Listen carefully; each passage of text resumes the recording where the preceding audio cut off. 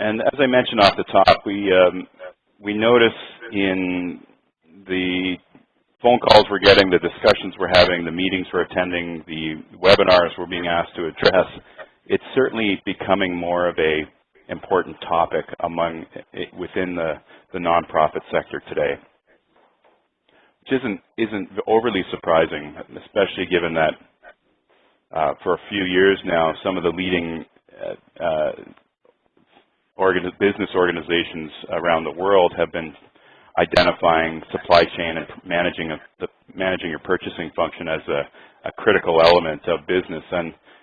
And although the nonprofit sector has many differences, one of the things it needs to pay attention to, probably more than any other sector, is just how carefully our financial and human resources are spent.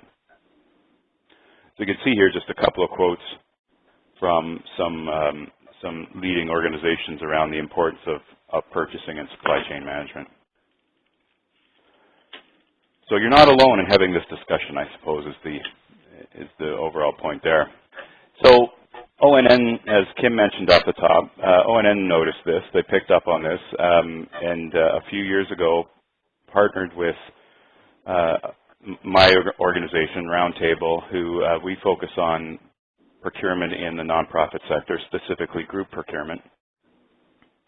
But in response to the emerging priority within the sector, the ONN decided to look more into this area as an area that could use some support from organizations like the ONN. So to kick things off, in late 2003, we ran a study that included a survey and some interviews and data collection, just to try to characterize the nature of the need and the concerns and the issues in the sector around purchasing. So I can provide some of the overview of our findings from that study. I'll give you the bottom lines first. Ultimately, we heard 6 key themes. One was that there was an expression of need, of interest to have well-managed purchasing. Certainly that came out loud and clear. But what we also heard was that that's fine to say, but the trouble is we have an issue with resourcing, and that there's no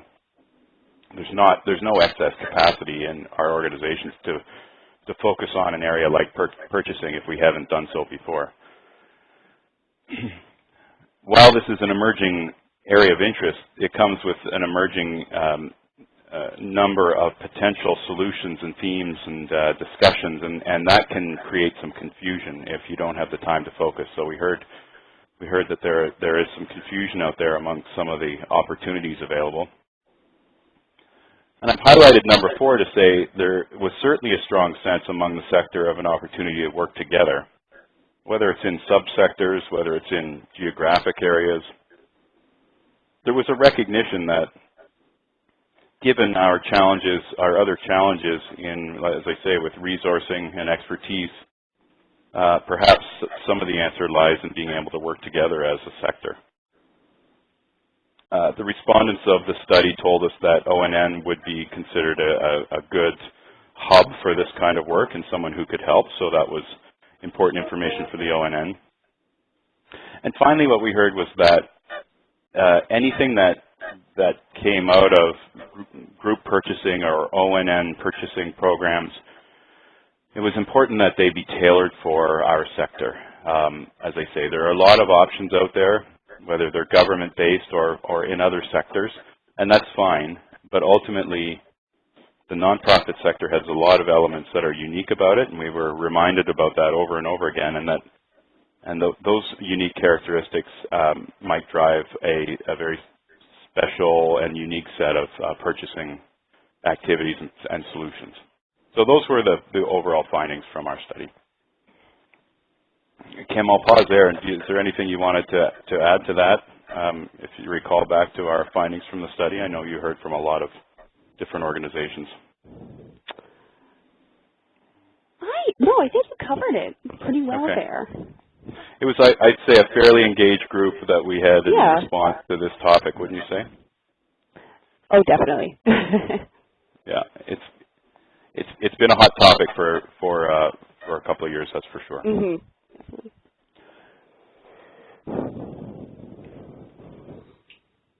And I'll pause here too. Matthew, I'm not sure how you wanted to manage questions, but I assume someone will stop me if there's questions or a need to pause.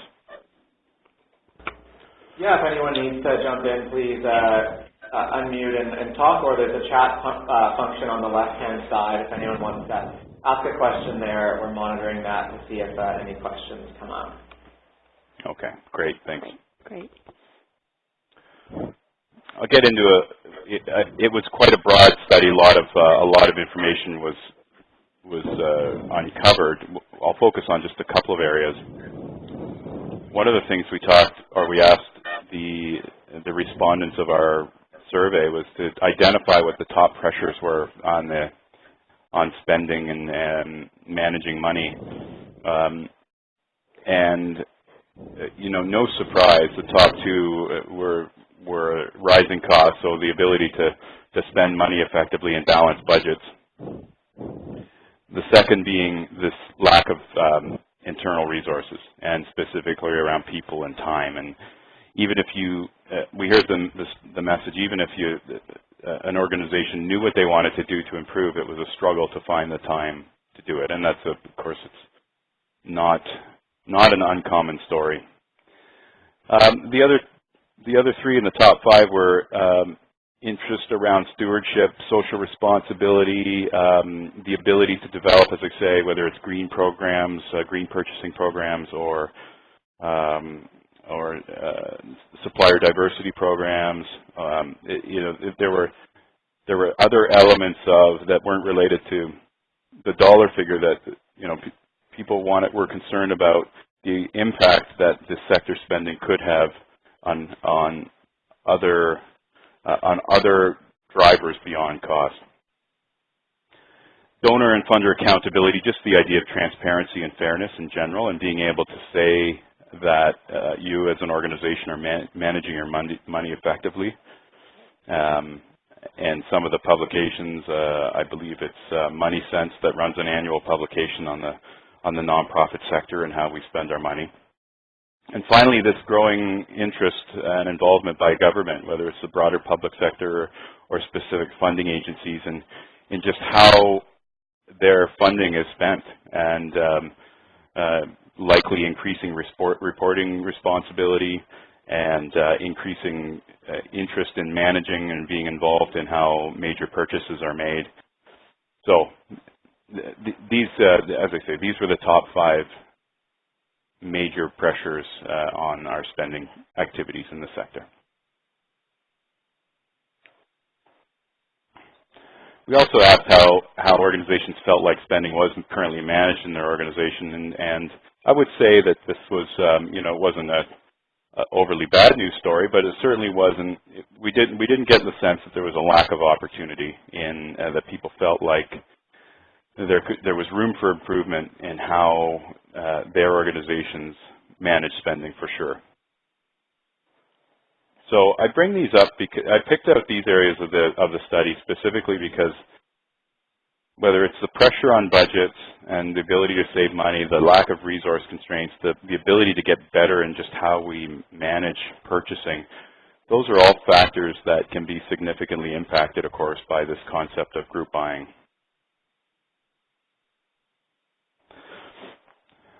So that's my nice segue into the question we asked about what were the biggest areas of opportunity. And right at the top was this concept of leverage or group buying with other organizations. So again, given that this is a topic for a webinar within your group at Oasis, you're not alone in thinking about this. This is something that we heard quite a bit about through our study and ever since. How do we work better together to leverage our purchasing power and our resource and capacity? In the second point speaks to it as well, collaboration with others to share experiences. So let's pool our spending, let's pool our knowledge and experience. There were some others there around tools to help develop a better process, assistance in negotiating with suppliers, some preset supplier agreements were considered, and tools to help develop procurement policy, which of course many organizations lack and are asked for more and more, whether it's by funders or donors.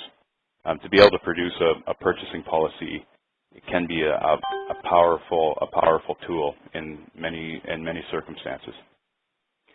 So again, the focus being on the top two, group buying and collaboration with others, were identified as the top two areas of opportunity. So we asked specifically about group buying, and I don't know if you're probably all familiar with the concept of the word cloud, but this was an open-ended text response that could come in by way of the survey. And so we just identified what some of the top words were through the word cloud tool, and some of the telling quotes up above.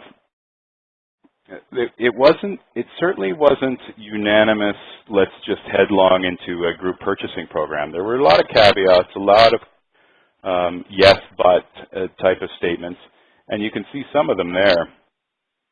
There were concerns around neglecting things like social environmental responsibility in the second quote on the left. There's always a concern about local suppliers, local partnerships, and you can see the quote there where they say some things make sense for group purchasing, but otherwise local triumphs. Certainly whatever is developed has to be easily accessible and user-friendly, as identified in the upper right. And again, this idea of many buying groups forming and being out there and available, it was almost overwhelming. It went from zero to overwhelming in a short period of time. So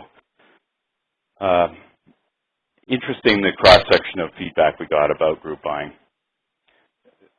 Specifically, the government vendor of record program was mentioned. I don't know if anyone, how much work you've done at looking at that, but the vendor of record is something that's available through the Ontario government to funded agencies to access government group deals for their purchasing programs. So we asked specifically about the vendor of record program in our survey. Just to follow from left to right, the pie charts, we asked first, are you aware of the vendor of record program? So you can see it's a surprising number, 48% were not aware of this. And it had been out for a couple of years, or available to the sector for a couple of years, I believe, by the time we had done the survey. So almost half the respondents said no, they weren't aware. And if they were aware, 60% said they hadn't tried it.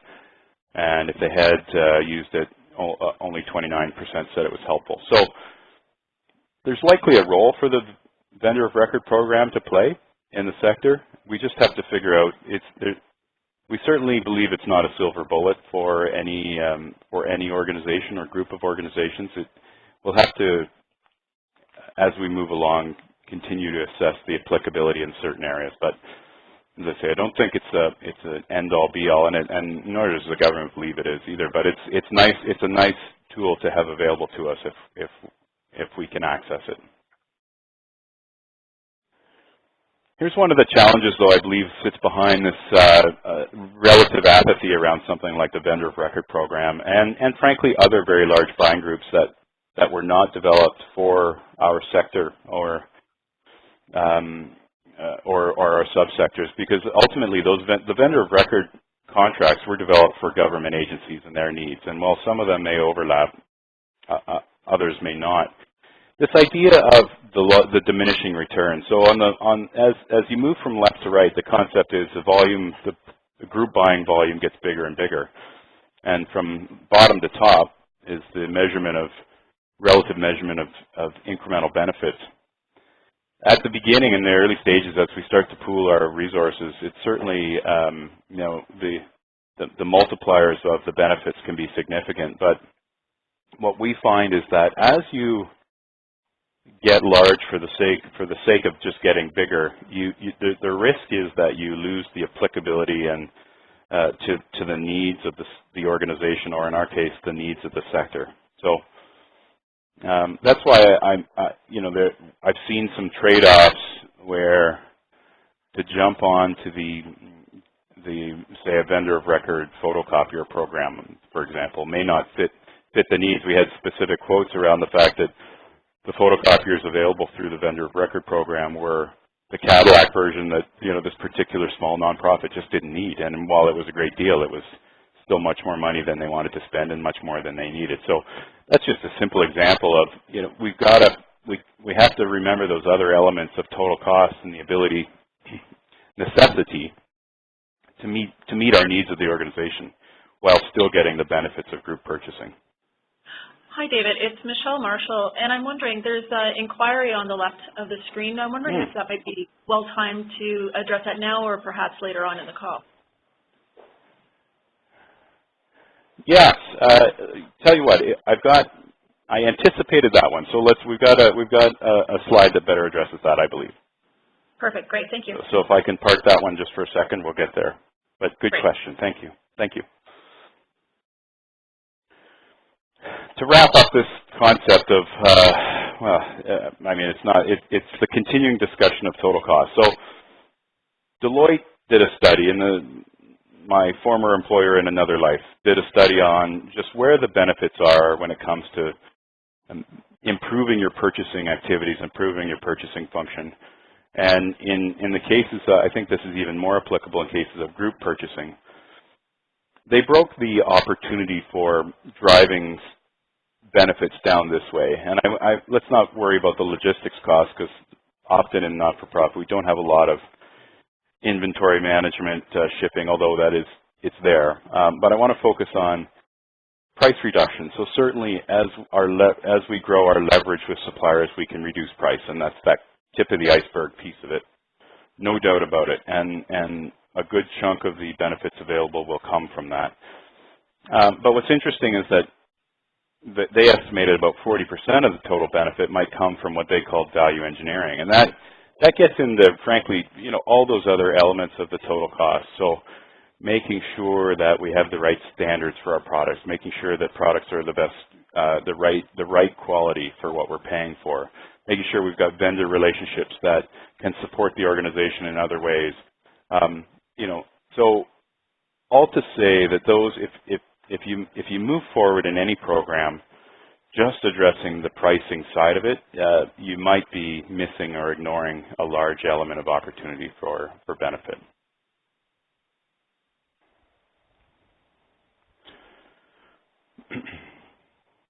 Okay, so that's my long-winded context setting and soapboxing on purchasing and procurement. I'll pause there in case there are any other questions before we move on.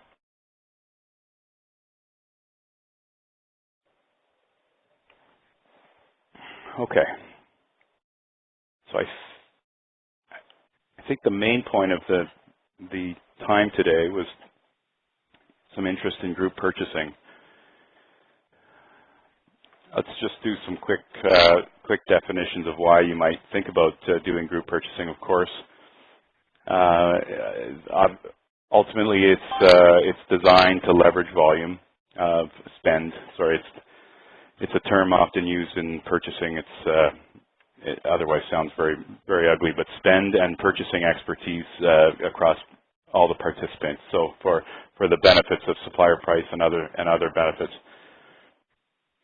And the second point, combined spending volume to achieve greater concessions and efficiencies with suppliers than organizations would attain on their own. So two key points beyond the benefits, which we'll get to separately in a few minutes. But in the top, it refers to leveraging purchasing expertise, and the second point refers to the concept of what organizations can do on their own. So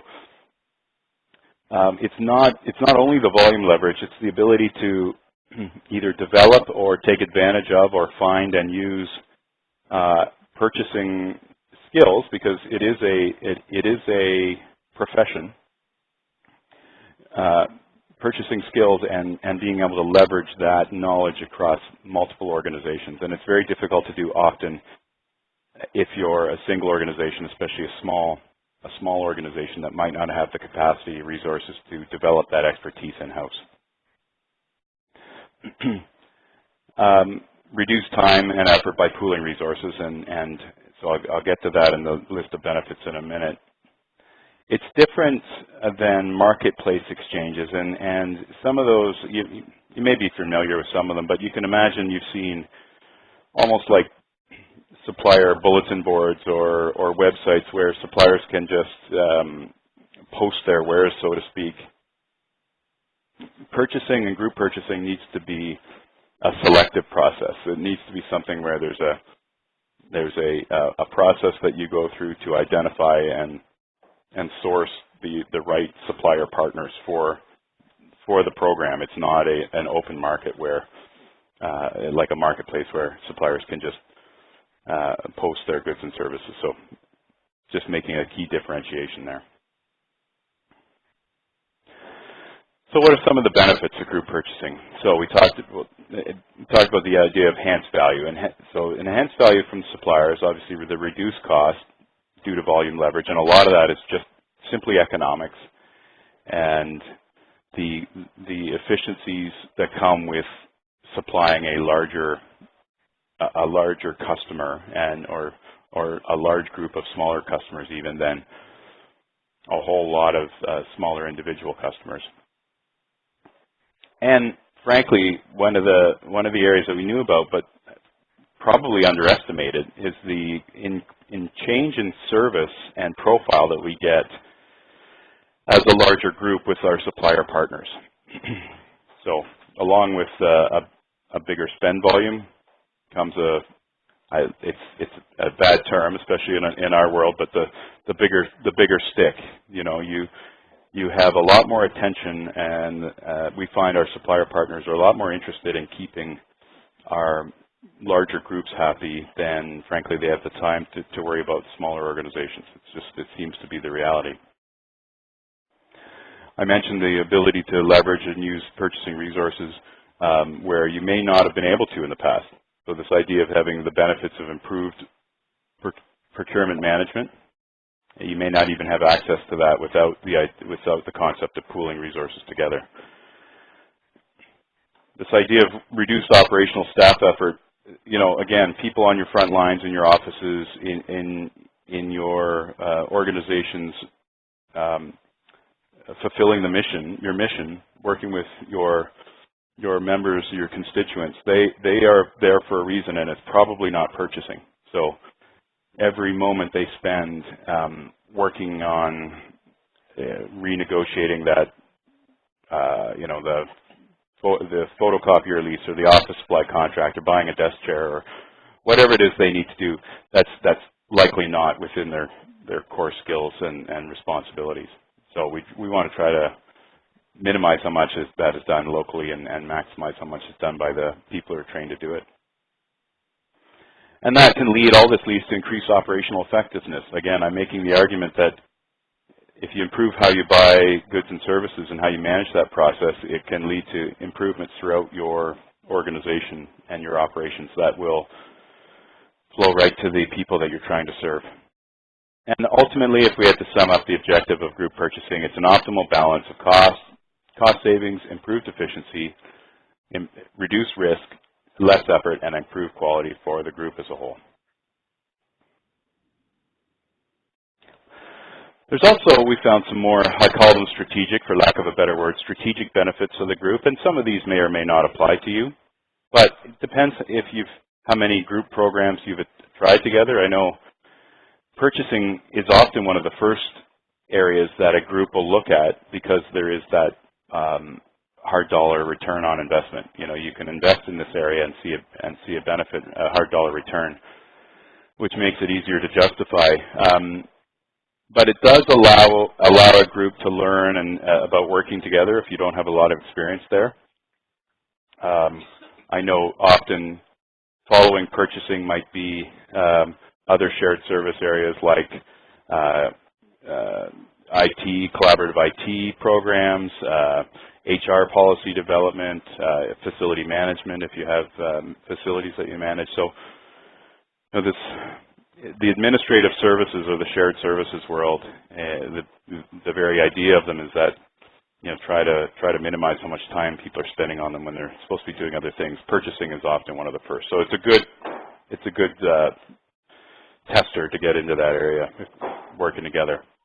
it demonstrates unity with the supplier community. So it makes a statement that we're now working together, and as I say, it causes some longer term, a little more beneficial relationships to form. And ultimately it addresses that risk and credibility issue, or the potential for one anyway, in making sure that processes are properly managed and that they're fair, and that you've got that level of confidence that money is being spent in a way that's defensible and presentable to anyone who asks. Okay, so this is where I'll try to address some of the local relationships, and it's perhaps misplaced on something that's titled misconceptions, because there's absolutely a concern there. But let me just go through these 5 that I believe are generally misunderstood. So typically these are the top challenges or reasons not to do it that we hear. So we don't want everything ordered and delivered centrally. There's images and of lack of ability to control when and how you order what you need. The idea of volume buying or group buying means that there's going to be skid loads of toilet paper and light bulbs showing up somewhere at some warehouse, and you've got to go and pick it up. The concept of having to manage large inventories, the Costco model, is typically associated with group purchasing. The idea that only my local guy or my local supplier services my area, the notion that if you're in especially a remote area of the province, there's really only one option or 2 options, and that may not be because you like that supplier, but because you believe you have no choice. Certainly there's concern around the ability to use or agree to use the same supplier, to select one supplier for anything that might be of particular importance to your organization. The thought of all trying to make concessions to use one supplier can be a bit alarming. And finally, this concept of local supplier relationships and the concern that there'll be some impact and sacrifice to those local supplier relationships, which is less of a misconception and I'd say more of a concern, because that is certainly a legitimate concern. Let me try to address some of these with the next slide. First, it's that just because there's centralized deal development, if you will, centralized negotiation with the supplier, we would never promote or suggest that you move to a centralized buying, one administrative function purchasing on behalf of everybody. Rather, the centralized piece should be that contract negotiation, supplier management.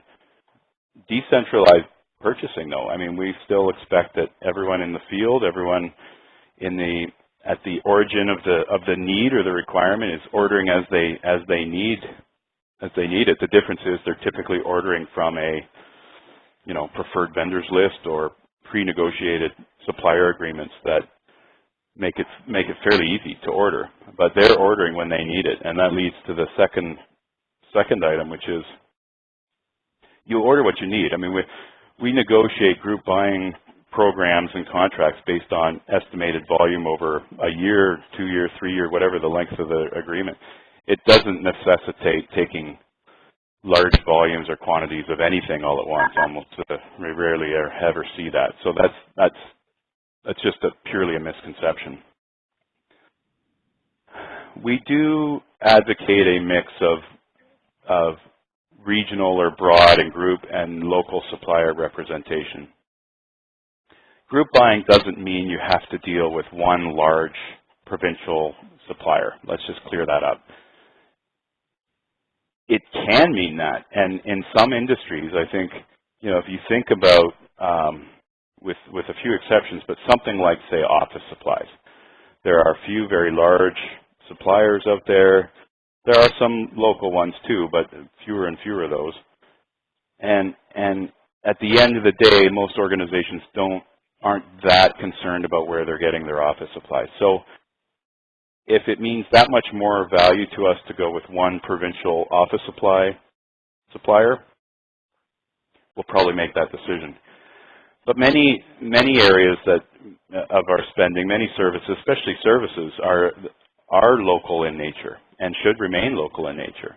And if I think of something like trades, where if you need a plumber for your organization, or an HVAC contractor, or a landscaper, if you have properties to take care of, very difficult to have any kind of large supplier managing the whole group across the province.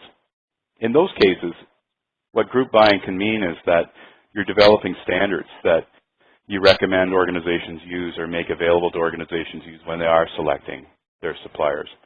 Or you develop tools that help them with that selection process. We're often developing things to look out for, lessons learned. They can be as simple as advice tool support that help make that selection and supplier management process easier, even at the local level. But there are mixes in between where it's a tougher call. Should it be a local supplier? Should it be a group supplier? Really, what we're trying to do with this, with a managed process, is put all that information on the table and make it a management decision. And so that you ultimately, as managers of your organizations, have to decide what's important for you, for the people that you're representing, and the organizations that you're stewards for. And everyone may have slightly different priorities and criteria, but the important thing is you have to understand what those trade-offs are. So in cases where there are truly good options either way, our position is, as long as you are aware of the options and are making a good decision for your organization, then that's what's key. So if you can save 10% by going to a large provincial supplier and forego the local supplier relationship, and that's more important to you, then that can be your option. If that happens to be an area that you decide, no, this local printer, for example, I want to print my brochures, I can get it much cheaper because of the volume that's being dealt with through a group program. However, for all kinds of strategic reasons, I'm going to stay managed through my local, keep my printing through my local print shop. That's ultimately, that has to be some flexibility built into the program. We want to make sure that we also, as you build a program, though, there is a notion and a base principle and an expectation that the tie goes to the group at the very least, and that there is some value placed on building the group program, because if you don't have that credibility, you won't be successful. So I'll get to that in a minute. But the final thing I'll say about, I'm spending a lot of time on this because I know this is a key point. The final thing I'll say on the local supplier relationships, well, two things really. One is that many large organizations like Grand & Toy, Staples, Rogers, Canon, they're massive global organizations, but they'll have local supplier representation. So we have to understand that you typically don't have to give up the ability to have someone show up at your door because you're working with a big company. The other piece is, often what we do is move up in the supply chain. So I'll use the example of janitorial products, whether it's cleaning or paper products, paper towel. One of the things we did with the YMCA's, for example, is with the paper towel suppliers, everyone liked their local supplier. It was typically a mom and pop type organization that would deliver soap and paper towel. But let's face it, there's not that many paper mills producing paper towel. So we just moved armed with the national leverage of the YMCA. We went to the major paper companies and negotiated national pricing with those suppliers, the supplier to our suppliers, so to speak. And then really the task became making sure that those savings and the benefits were passed through our local suppliers. While their margins were still maintained, our local relationships were maintained, but the organizations on the front lines ended up saving money because of the leverage at the higher level in the supply chain. So that's a long, perhaps not long enough, I'm not sure, discussion on some strategies for addressing the concerns about buying local versus buying as a group. It can still be done, but hopefully it gives you some options that can provide some benefits that you can weigh against the value of a local supplier. And ideally you get both. Just making sure I may have talked about most of these already. So there's many challenges, of course, meeting the needs of a diverse group, finding the balance between local and group priorities. I already talked about that. Implementing standards while respecting local. I think, again, you can find the balance of both. Regional, national, or in our case, provincial solutions. Some keys to success, though. Let's talk about those. You need to be able to share. Oh, sorry. You had a question as well on the left. I'm not sure if you wanted to address it now, or we can get to it later as well. Does group purchasing require agency registration? She's not on the list. I'm not sure I'm understanding the agency registration. I'm not sure what that would be referring to. Is that specifically for the O&N program? Yes. Okay. Yeah, we have it. I mean, so can you opt in and out? Yes, you can. You cannot. Frankly, there's no way for the O&N to make anything mandatory. The idea of a group purchasing program that is opt-in, opt-out is that the deals and the benefits are so enticing that why would you want to opt out? But that's where you're right. You have to have, and that was in fact. Let me go backwards. The last point around flexibility and being able to have the ability to identify the areas that make sense for your organization and frankly not take advantage of the ones that don't.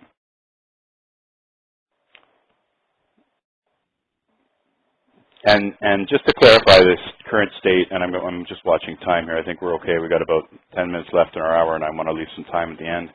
But the O&N program is currently just getting ready to launch the first set of group supplier programs, and so the registration process is being set up. The supplier deals are about to be rolled out in a couple of months. So there are some detailed questions that we still have to answer at the O&N level as well. But my opinion in this kind of group program, it can't be all or nothing. It has to, because going right to the top left bullet of this slide here, the needs are too diverse of a group, and you can't anticipate. If you try to please everybody, you'll fail at once. And so you've got to find a broad spectrum of solutions that will give as many participating organizations as you can as much opportunity to benefit as they can. Okay, I'm going to address some of these other points on the right in a future slide here. Okay, a lot of detail, but this was an example of one of the early for-profit buying groups. It was a company called Procuron that I was part of. Now, this was in the for-profit sector another lifetime ago, but this was interesting because of the volume involved. CIBC, Scotia, Desjardins, Bell Canada all decided to get together and pool their $1 billion in spending and then invite their corporate customers to come along. It was quite the thing. It was Globe and Mail headlines. It was significant value available to anyone who was involved. There was an online procurement tool piece of the solution as well. Bottom line at the bottom, it says over 20 category solutions were sourced, so 20 different supplier deals with about 12% savings for each, and that was against these big the savings for CIBC, Scotia, the big banks who already had pretty good deals. Over 1,000 additional organizations joined in, but ultimately it lasted only 2 years because it didn't have the senior level commitment at the founding organizations to push through the inevitable challenges around managing preferences. I mean, it literally came down to vice chairs of banks talking about which type of pen to buy. So, you've got to be able to push through some of the some of the challenges of working in a team, and this program was a bit ahead of its time and probably not the right participating organizations to be in something like that. Now fast forward 15 years and we're into, one of the examples I mentioned is this YMCA group buying program. In the first year, 50 separate organizations across the country were participating and managing about $13 million in spending. They saw about almost $2 million a year in savings, and it's now past year 3 and the program continues to grow and evolve. So that's a real success story of group buying and in the nonprofit sector. Okay, so wrapping up, some keys to success. You got to trust the process. One of the worst and first things we see happen to bring down a program are shopping of the deals as they come out. So if you go to a lot of work to create a group program and then you take the results of that work and go shop it with other suppliers to try to match pricing because you don't believe it's a good deal, that can waste a lot of time. And just when you're trying to save money, it wastes a lot of time, and it brings down the credibility of the second point among the suppliers, and you start to lose many of the objectives of why you created the group purchasing in the first place. So maintain your trust in the process, maintain your credibility with the supplier community, maintain the fairness element. It's a lot more work, but going through fair, transparent, rigorous processes and selecting partners will result in ultimately better partnerships in the end. And then we get into this participation, even and especially in voluntary opt-in, opt-out programs. You've got to have the commitment of participation. It's a program's only as powerful as the participating members and spending power, which then leads to communication and feedback. You know, if there's a reason why people aren't participating, you need to understand, and there'll always be better deals out there. One of the best things you can do is identify where, you know, there's a good deal. That's the power of the group. Get it back to the people managing the program, and they could take that good deal and leverage it across the rest of the group. You know, this is part of what we're trying to harness is this sharing of information across the group. It does require some expertise, in my opinion, just like those other shared services functions we talked about. You know, I think it's always better to have a professional managing your IT needs, your HR needs. So procurement is no different, and it's something that, if you can, focus some expertise on. And of course, you know, the committed leadership is always going to be there, and whether it's coming from an association organization, right down through the management of each individual organization, that the committed leadership has to be there, or else it'll fall apart quickly, as I'm sure you're aware. Moving ahead just quickly, there are challenges with moving forward, you know, and think about next steps for you. I'll focus on the last bullet, which is the available capacity. You know, who has time to do this?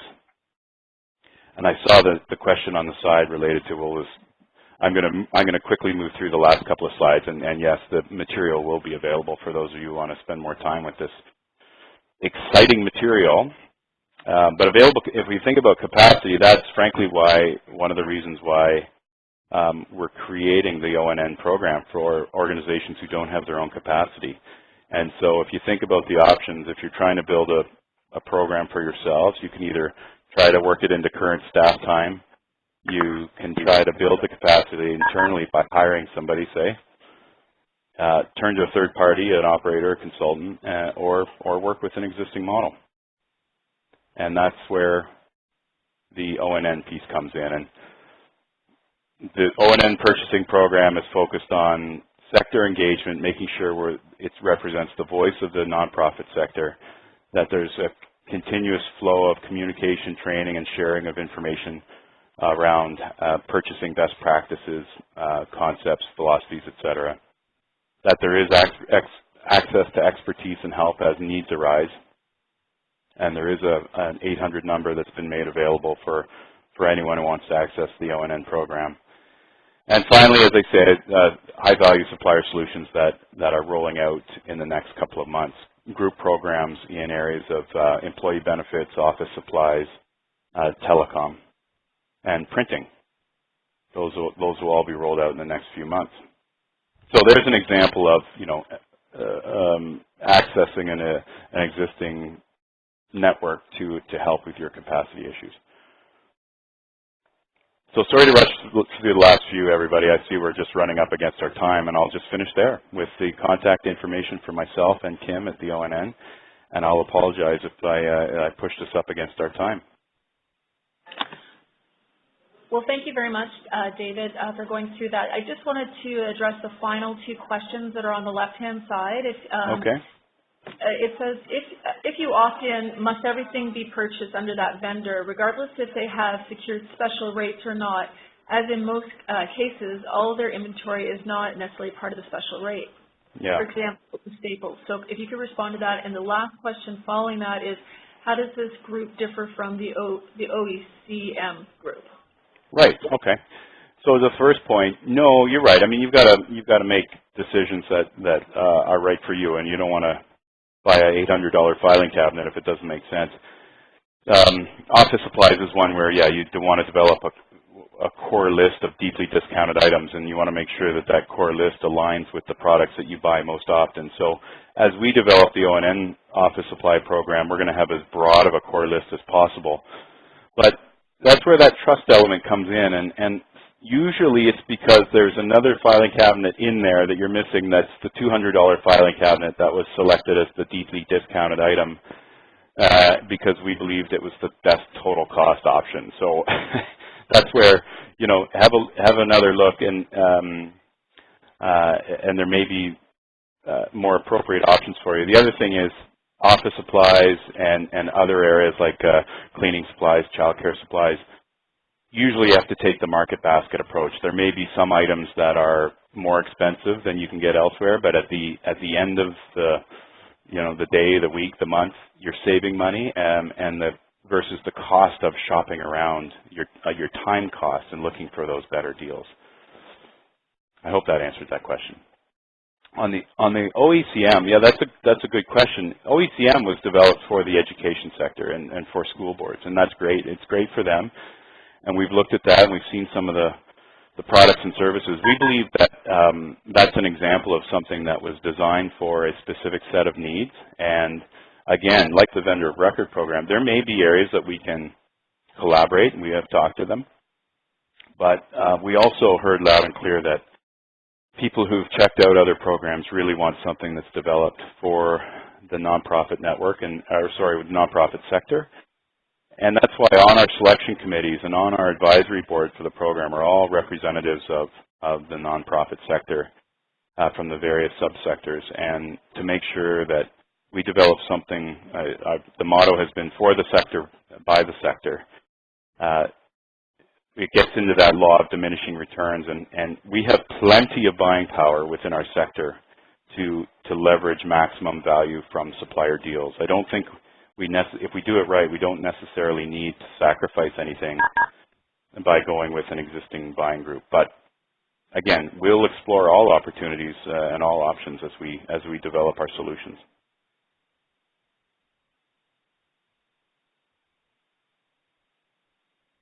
I hope that answers that question. That's great. And I see that one more just says, after the webinar, may I speak a few minutes with David and Kim? And it's from Julie Lynette. So perhaps that could be something you coordinate. Julie, if you want to provide your email, then perhaps we can connect you up that way. Sure. That sounds great. We can contact Julie.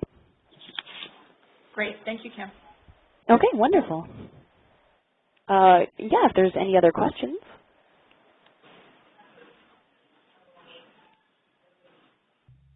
Any other questions, either to be added to the public chat area or by unmuting at this time?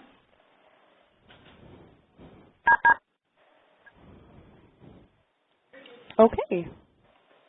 Well, thank you so much, David and Kim, for your time, and certainly for providing us a lot of insight into the work that you've done so far. And as you know, the devil's in the detail. And we're really excited to have been able to connect with you, and certainly we want to make sure we're not reinventing the wheel. So one of the things that we've had some discussion, and as you're probably aware, is that through Oasis, we do have a business resource committee, and they have done some research in the past, for example, with the OECM. So this would be something that certainly we would be having discussion with our business resource committee, and perhaps that would be the best place for them to follow up and have questions because of the prior work that they have done. So I'll try and have them connect with you and with David as sort of a go forward. And our commitment to our members is that we will do a follow-up and have some reports that come through that committee as far as next steps, as well as doing a Survey Monkey to get some feedback and perhaps some suggestions as an outcome of their participation today. Okay, wonderful. Thank you. Great. It has a question here again from Vivian Fullard, just before we sign off. When is the program to be rolled out? So I'll leave, sorry, I should have left. The slide that's up here now has got a little bit of the progression. There are elements that have been rolled out already. There are white papers available, for example. There is help available for specific needs. The supplier programs, RFPs are, requests for proposals are hitting the street very soon, hitting the market, and then we expect to have supplier programs available in time for the ONN conference, which is when, Kim? It is October 20th. Okay, so October 20th is the annual ONN conference. Yeah, I'll actually just put our website up, our URL, so that if anyone is interested in attending the conference or more information on purchasing, you can go to our website and find our information there. And so we believe that timing will work well to use that conference as a forum to launch the new supplier deals. Okay, that's great. So thank you very much again. We really appreciate it. Certainly see that there is great potential here to move forward, and I encourage members, if they're wanting to find out more, to contact Kim through ONN and make the inquiries as suggested on this slide. Thank you so much. Thank you for having us. Thank you, everyone. Yeah, thank you so much. Really appreciate it. We'll follow up. Thanks, everyone. Okay. Take care. Bye-bye. Bye-bye.